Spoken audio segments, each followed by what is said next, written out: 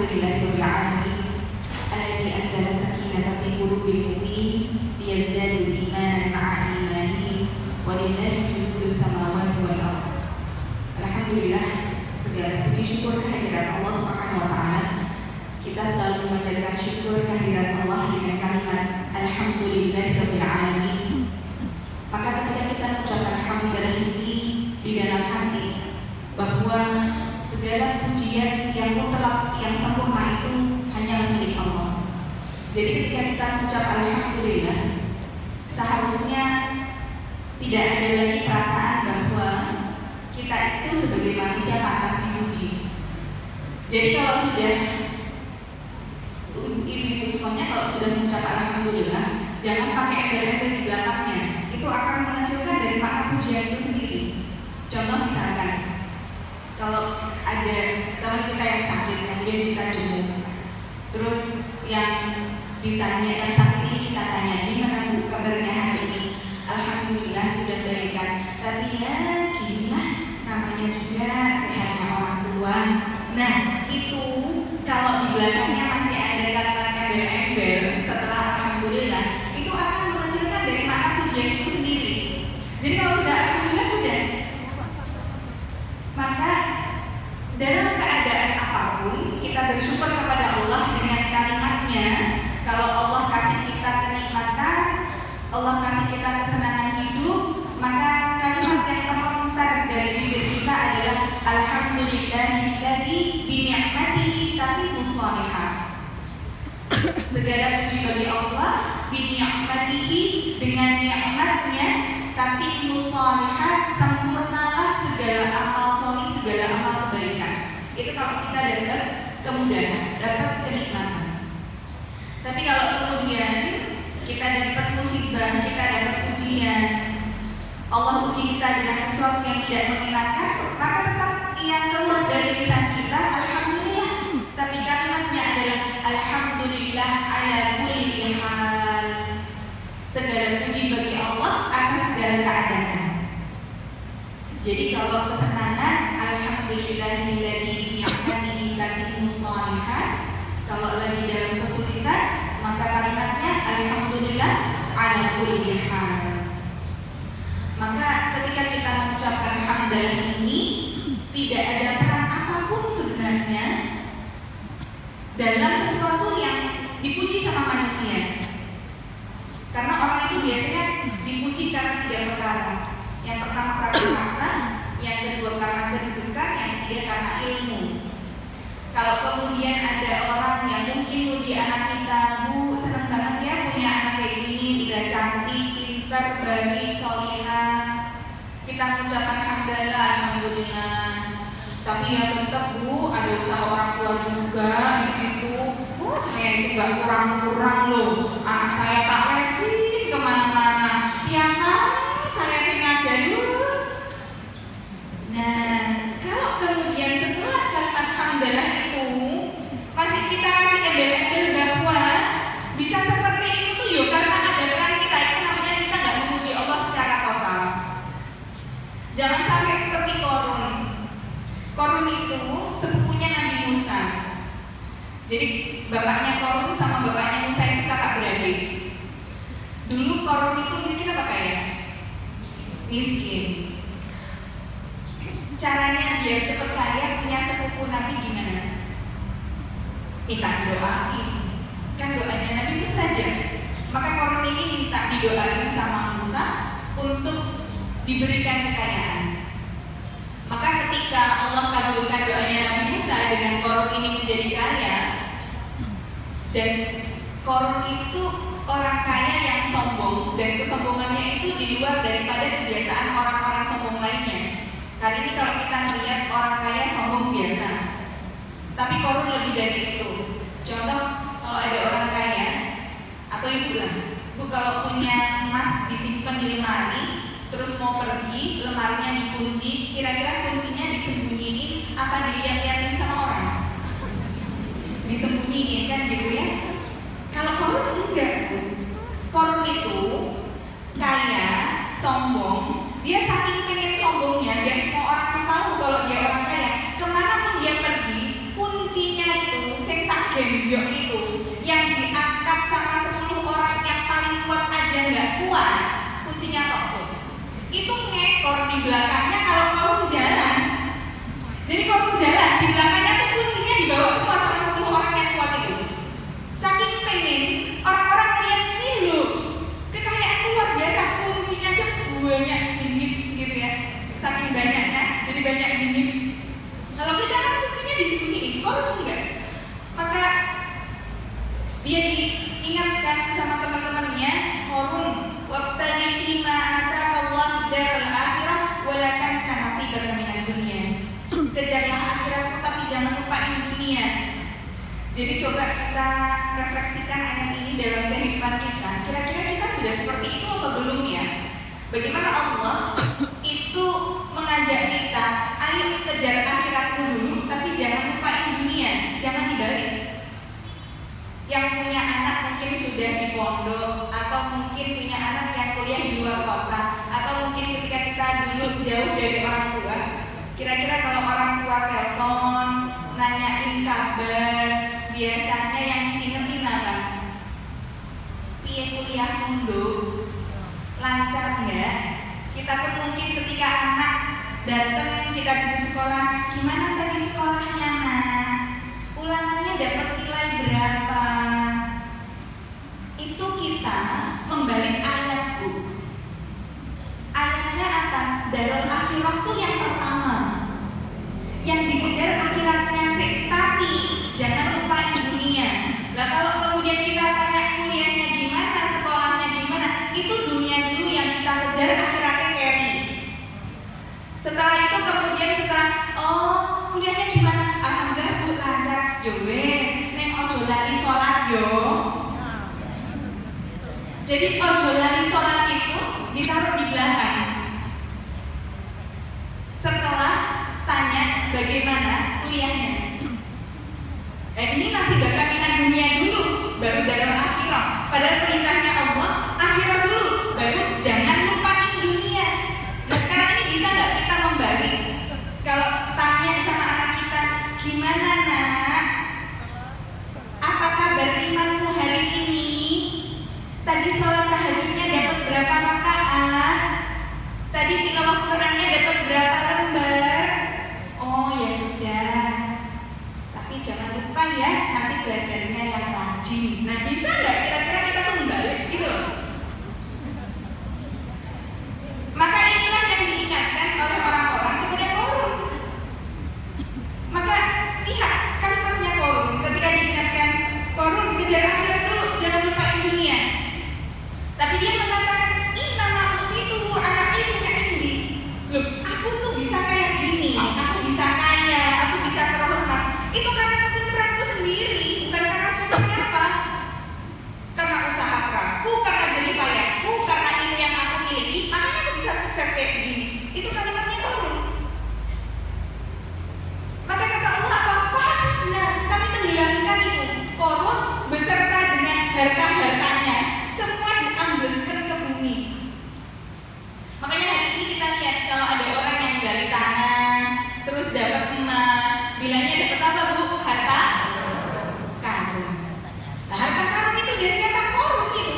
Harta korun karena memang Allah tenggelamkan korun itu seharta-hartanya ke bumi. Maka ketika kita mengucap Alhamdulillahirabbil alamin, seharusnya itu bukan ke atas, ke bawah. Kan banyak hari ini, Insya Allah sekarang kok tambah cantik. Alhamdulillah. Tapi begini Alhamdulillah aku tambah cantik. Bukan begini. Padahal makna dari Alhamdulillahirabbil alamin itu maknanya adalah kita memuji Allah secara total dan tidak ada peran apapun dalam pujian yang disematkan makhluk kepada kita. Jadi hakikatnya orang kenapa kok melihat hari ini kita cantik? Ya karena Allah menutupi aib kita. Coba orang tahu kita di rumah dan sekarang soek-soek misalkan gitu. Seharian mungkin mandinya di jamak sekali doang. Mana ada yang puji kita cantik? Jadi ketika kita mengucapkan alhamdulillah, puji Allah secara total. Bahwa diri kita ini kalau tidak ditutupi aibnya sama Allah, gak akan mungkin ada orang yang mau dekat sama kita. Kalau setiap kali kemaksiatan dan kesalahan Mungkin hari ini orang jijik dengan kita karena sekujur tubuh kita penuh dengan jerawat. Maha baiknya Allah ketika Allah menutupi aib-aib dan kesalahan kita. Maka alhamdulillah salah satu bentuk dari kita bersyukur kepada Allah itu adalah dengan menggunakan semua fasilitas yang Allah titipkan untuk ketaatan. Karena hakikatnya semua yang ada pada diri kita itu kan akan ditanyai, akan dimintai pertanggungjawaban. Mata, buat apa? Fungsinya apa? Ini kan semua bahkan harta gitu ya, sampai diri kita sendiri ini kan bukan milik kita. Kapanpun Allah ambil terserah Allah. Mata yang kita pakai buat melihat sekarang itu pun bukan punya kita hakikatnya. Maka kalau Allah menitipkan, suatu saat akan diminta sama Allah. Dan semuanya akan ditanya, nek recet. Contoh lah, kita dititipi motor sama teman kita yang mau pergi seminggu mudik. Balik-balik seminggu kemudian tiba-tiba melihat motornya lecet. Kira-kira teman kita komplain nggak? Komplain. Loh kenapa tuh kok motorku bisa lecet karena aku titip? Allah juga begitu. Ketika nanti kita dibandingkan ke hadapan Allah, kok ternyata semua yang ada dalam tubuh kita tidak berfungsi sebagaimana diperintahkan oleh Allah. Allah tanya, mata fungsinya apa? Kulil mu'minina an yaqudu min absarihim. Katakan pada orang-orang mukmin untuk menundukkan pandangannya. Lah nek kok dipakai jelalatan gitu ya. Jadi perintah dalam ayat itu ghaddul basar. Kalau justru dipakainya buat gondol basar gitu ya. Gondol basar itu apa? Ya jelalatan. Basar itu kan pandangan. Allah yang tanya gitu. Maka ikhlaskan segala apa yang kita miliki kalau nanti Allah itu mau mengambilnya kembali. Contoh lah, kita belajar dari tukang parkir aja. Tukang parkir itu kan ketika dia dititipi mobil yang bagus-bagus keluar, sedih nggak dia? Enggak. Bahkan masuk Pajero, masuk Alphard keluar gitu ya. Bapak kiri ya, kanan lurus, monggo dereke sambil senyum sumringah. Karena dia tahu bahwa dia dititipi yang bukan punyanya. Jadi kapanpun pemiliknya mau ngambil, dia nggak bersedih. Maka hakikatnya dalam diri kita pun juga seperti itu. Apa-apa yang kehilangan dari diri kita, hakikatnya bukan punya kita. Maka hari ini insya Allah kita akan bahas satu bab yang sebenarnya sesuatu bab yang sangat sulit untuk kita aplikasikan, tetapi begitu mudah untuk kita ucapkan. Hari ini kita belajar tentang ikhlas. Bukan berarti yang ngomong juga sudah ikhlas, tapi artinya di sini kita sama-sama belajar. Maka kalimat ikhlas, Allah berfirman, nusqikum mimma fi butunihi min baini farqin wa damin labanan khalisan. Di dalam surat An-Nahl ayat 66, Allah itu berfirman bahwa kami memberi kalian minuman dari perut-perut hewan ternak min baini farqin wa damin labanan khalisan, antara darah dan kotoran itu ada susu yang murni, sa'ilan lisyaribin, yang mudah dicerna untuk para peminumnya. Jadi kalau kita minum susu sapi yang murni, itu letak susu di antara kotoran dan darah. Maka di sini labanan khalis murni. Itulah diambil dari kata ikhlas. Ikhlas itu sesuatu yang murni. Maka yang ikhlas ini begitu sulit karena susu yang murni saja letaknya antara kotoran sama darah. Berarti untuk mendapatkan hati yang ikhlas pun tentu tidak dengan cara yang mudah, karena antara dua itu. Maka ikhlas adalah upaya untuk memurnikan ketaatan kita kepada Allah. Karena syarat diterima amal ibadah kita cuma dua. Satu ikhlas, dua sesuai dengan sunnah Rasul. Itu syarat diterima ibadah, udah dua itu aja. Tapi bagaimana ikhlas karena Allah ini? Ternyata banyak di antara kita bisa jadi melakukan segala aktivitas ibadah itu masih tercampur dengan cita rasa dunia. Melakukan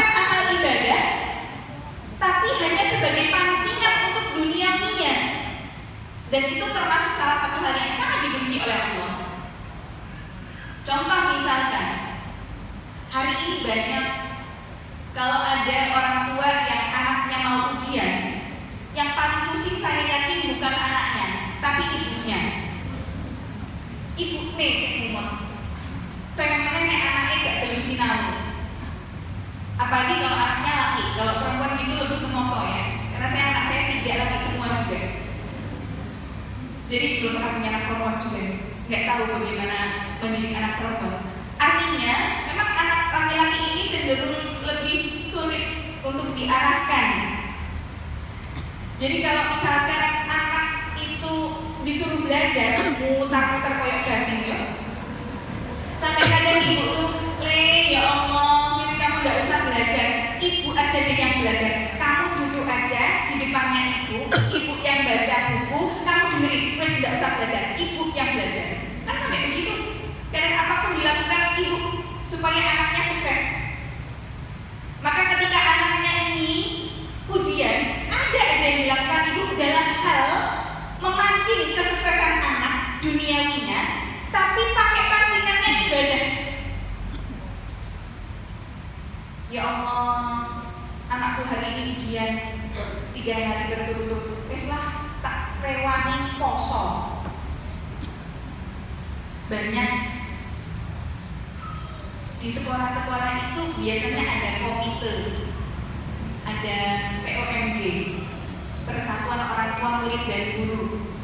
Kadang ada saja yang dilakukan ibu-ibu komite sekolah ini demi anak-anaknya biar lancar ujian. Mereka menggelar pengajian bareng, khataman bareng, 3 hari 3 malam atau tahajud call. Masing-masing ibu satu kelompok, satu grup bangunin gitu ya. Ayo bu, tahajud, dungo yuk buat anak kita. Nah, hati-hati. Kalau ibadah yang kita lakukan, tapi ada cita rasa duniawi di situ, maka syarat pertama dari diterima amal ibadah hangus. Bisa jadi apa yang ibu minta sama Allah ia dikabulkan. Tapi jangan kaget kalau nanti di akhirat kayaknya bawa amal segudang, sudah menyantuni anak yatim, tapi waktu itu nyantuni anak yatimnya biar butiknya laris pas pembukaan butik misalkan. Sedekah yang hari, soalnya disarani kalau mau enten jodoh perbanyak aja sedekah. Pengen anaknya lulus PTN favorit, udah hari itu dia puasa sama tahajud. Maka jangan heran kalau nanti di akhirat ketika kita berusaha untuk mengambil pahala yang sudah kayaknya kita pikir Allah akan memberikan itu, tapi kata Allah apa? Kamu gak dapat apa-apa. Loh aku udah puasa, sholat, sedekah, zakat loh ya Allah, masa aku gak punya pahala? Lah kamu dulu niatnya apa waktu di dunia? Kan kamu nyatunya anak yatim biar butikmu laris toh? Ya sudah, itu yang kamu dapatkan, itu yang kamu niatkan. Kamu khataman 3 hari 3 malam biar apa? Biar anak UN-nya lancar toh? Ya sudah, kan sudah dilancarkan. Maka ini syarat pertama, ikhlas karena Allah. Syarat yang kedua, Allah akan menerima amal ibadah kita. Bisa jadi kita ikhlas iya, tapi yang kedua nih nggak sesuai dengan sunnah Rasul, ya nggak akan jadi diterima amal ibadah. Rasulullah itu, Allah memberikan janji kepada Rasulullah dengan Al-Kautsar. Al-Kautsar ini adalah sebuah telaga ataupun sungai yang nanti diberikan oleh Allah di surga. Dan di telaga Kautsar ini seluruh umat Rasulullah berkumpul meminum air dari telaga tersebut yang jumlah gelasnya lebih banyak dari jumlah bintang di langit. Dan barang siapa yang meminum air dari telaga Kautsar tidak akan pernah kehausan selamanya. Apakah Rasul mengenali kita pada saat itu? Iya. Dari mana? Dari bekas air wudu yang senantiasa dilakukan seorang hamba. Karena kelak di akhirat bekas air wudu kita itu nanti akan memancarkan cahaya. Maka cahaya itulah yang nanti akan dikenali oleh Rasulullah sebagai umatnya. Maka disitulah kita bertemu dengan Rasul. Orang-orang yang tidak bisa ketemu dengan Rasul, bahkan melihat pun mereka tidak mampu. Mereka tertahan di pintu-pintu telaga. Siapakah mereka? Maka Allah sebutkan lewat lisan Rasulnya, mereka adalah orang-orang yang ahdatha. Mereka yang berbuat sesuatu yang tidak ada tuntunannya dalam hal ibadah. Mereka yang mengadakan sesuatu dalam urusan ibadah yang disebut dengan perkara bid'ah. Mereka lah yang melakukan bid'ah itu, sekalipun yang mereka niatkan itu ikhlas karena Allah, tetapi tidak ada tuntunan dari Rasul, maka mereka tidak bisa bertemu dengan Rasulullah. Maka dijaga betul amal ibadah kita itu, pastikan ada dua komposisi ini. Ikhlas karena Allah yang pertama, yang kedua sesuai dengan sunnah Rasul. Jadi kalau ibadah kita selama ini tidak ada tuntunan dari Rasul, ya apa yang kita lakukan? Maka hari ini kalau kita berbeda sama orang satu RT, dress code-nya hitam misalkan ya, kita kok pakainya batik, mungkin kita ditanya, Bu, kenapa kok dress code-nya beda sendiri? Tapi di akhirat kalau kita berbeda dengan kebanyakan orang, itu Allah nggak lihat. Tapi kalau kita berbeda dengan satu orang, dan satu orang yang kita bedai itu adalah Rasulullah SAW, kita ditanya, kenapa kok bisa beda sama Rasul? Maka pastikan ibadah kita tidak keluar dari dua ini. Syarat utama diterimanya amal ibadah seseorang cuma dua kok. Ikhlas sesuai dengan sunnah Rasul. Maka segala sesuatu yang ada dalam kehidupan kita, niatkan hanya untuk ibadah. Ibadah lillah, lillah, lillah.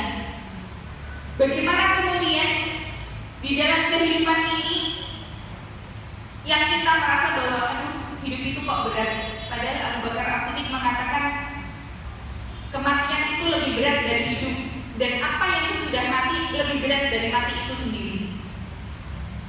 Hidup kita rasanya berat, tapi ternyata mati itu lebih berat dari hidup. Dan kehidupan setelah mati lebih berat daripada kematian itu sendiri. Bagaimana ketika kita di alam kubur? Di alam kubur itu kita sudah antara dapat nikmat kubur atau azab kubur. Kita itu ditanya sama malaikat cuma 4 pertanyaan. Pertanyaannya sudah dibocorkan sejak di dunia, plus jawaban-jawabannya. Ternyata ketika diuji sama malaikat, banyak yang gagal, dan kabar buruknya nggak ada remedi. 4 pertanyaan sudah dibocorkan. Man rabbuka, ma dinuka, ma kitabuka, man nabiyuka. Ini kan semua kita sudah hafal di luar kepala. Jawabannya aja sampai apa? Anak kecil aja kalau ditanya bisa jawab. Tapi ternyata tidak setiap orang mampu untuk menjawab pertanyaan itu di alam kubur. Dan kalau sekali nggak bisa jawab, man rabbuka, itu bukan bisa terap cukup Bu sama malaikat. Ternyata kehidupan alam kubur yang begitu dahsyatnya akan lebih dahsyat setelah kita dari kubur.